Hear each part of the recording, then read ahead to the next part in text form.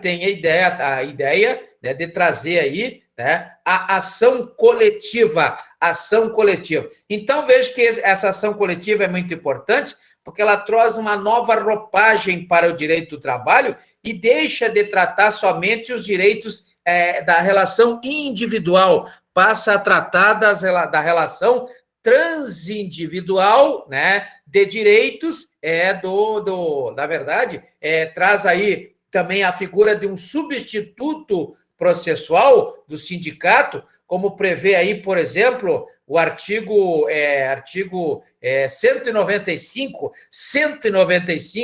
parágrafo 2º, artigo 195, parágrafo 2º da CLT, também está lá no artigo 872 da CLT, né? Essa legitimação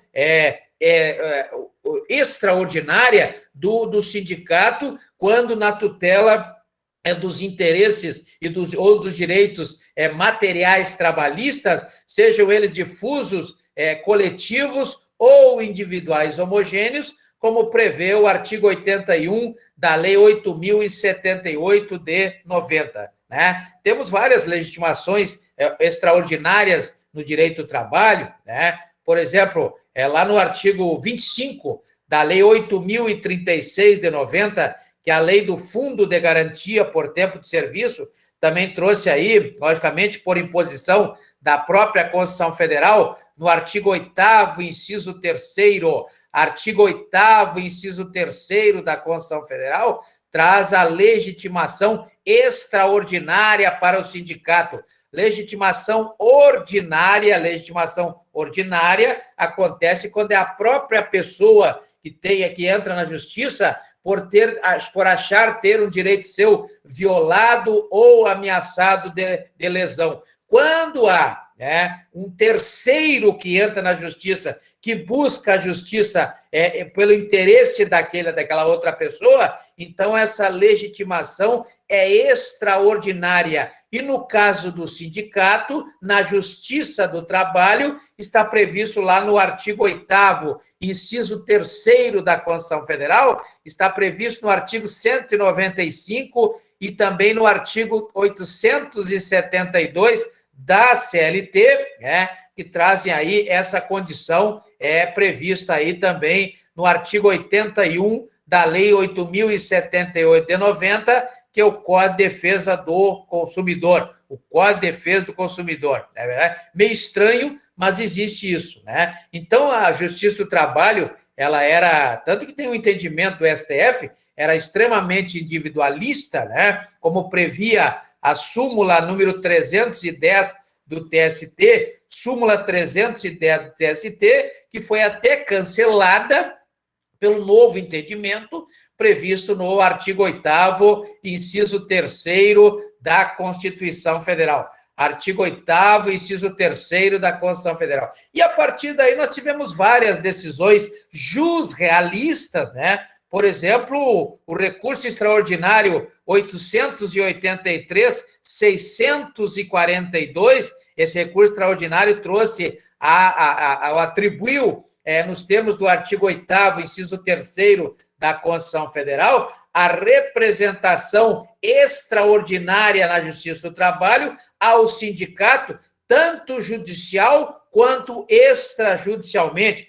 Também tivemos aí o recurso extraordinário 555-720, 555-720, isso é só para fins de pesquisa, né? Também tivemos o recurso extraordinário 217-566, são os recursos extraordinários, então, que versam sobre esse entendimento jusrealista ou entendimento dos tribunais superiores quanto à legitimação extraordinária para propor a ação coletiva trabalhista na Justiça do Trabalho, dentro daqueles temas previstos como competência da Justiça do Trabalho, previstos no artigo 114 da Constituição Federal, não é verdade? Vejam que esses recursos extraordinários,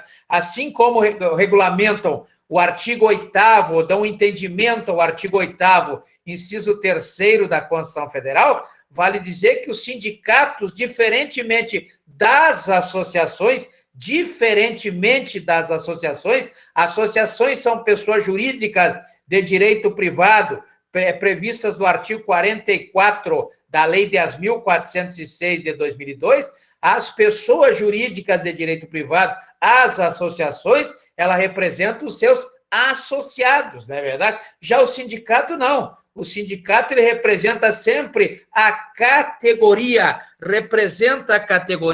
independentemente, olha esse detalhe muito importante para concurso, né? Independentemente da anuência daqueles que são filiados ao sindicato, ou seja, da anuência, independentemente da autorização daqueles do sindicato. Então, é feita, nos termos do artigo 859 da CLT, é feita uma assembleia, realizada uma assembleia, e a maioria vota, a maioria ganha, não é verdade? Aqueles que perderem, né, na assembleia, eles não vão ter direito de embargar aí, né? Mas também vão ter direito aí, os direitos provenientes, seja lá do acordo trabalhista, seja da decisão trabalhista, da sentença do artigo 850 da CLT, eles serão beneficiados também, mesmo aqueles que não aprovaram em assembleia o ajuizamento da ação coletiva pelo sindicato, sendo esse o legitimado extraordinário na Justiça do Trabalho, nos termos do artigo 8º, inciso 3º da Constituição Federal. A própria Constituição Federal traz algumas reservas, não é verdade? O artigo 17 o artigo 5º, inciso 17, artigo 5º, inciso 17, né, diz que é plena a liberdade de associação. Então, ninguém é obrigado a estar em sindicato nenhum, ninguém está obrigado a estar em associação nenhuma. Lembrando que a associação não é sindicato, sindicato não é associação, não é verdade? Pela tutela dos direitos, o alcance das tutelas são diferentes. A associação tutela os seus próprios associados. Já o sindicato, ele tutela todos aqueles que pertencem a uma determinada categoria. Eis aí a diferença de associação para sindicatos, né? Mas ninguém é obrigado nem a se sindicalizar e nem a se associar a nada. Está previsto no artigo 5º, inciso 17 da Constituição Federal. Ninguém pode ser também obrigado, compelido a se associar, né,